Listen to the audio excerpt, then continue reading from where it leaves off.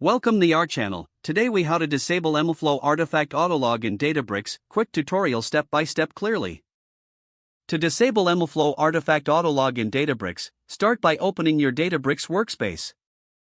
Navigate to your notebook where you have set up MLflow logging. Before executing any code, ensure that you import the required MLflow library. Use the command import MLflow. Next, find the configuration settings for MLflow.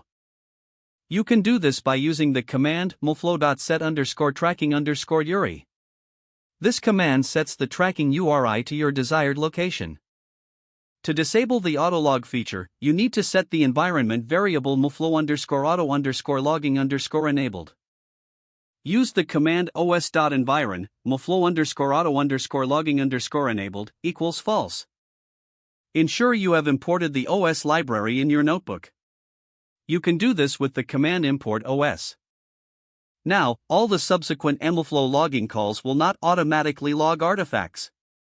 This change will take effect immediately for the rest of the notebook session. You can now run your model or training code without autologging artifacts. After executing your commands, verify that no artifacts are recorded. You can check the MLflow UI for your current running experiment. This will confirm that the autologging feature is indeed disabled. If you want to re-enable it in the future, simply set the environment variable to true. You have now successfully disabled MLflow artifact autolog in Databricks. This process ensures you have complete control over what gets logged during your experiments. If the page does not load, refresh the browser or try again in a private or incognito window.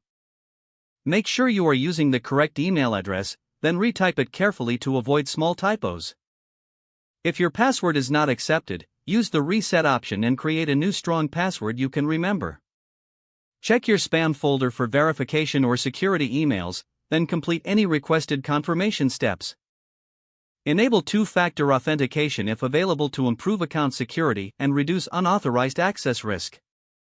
After signing in, review your profile details so your contact information and settings are accurate and current. If you see an error message, note it down and try again after restarting your device and internet connection.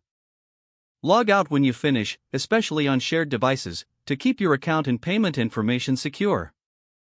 Don't forget to like this video and subscribe to our channel for more step-by-step tech guides.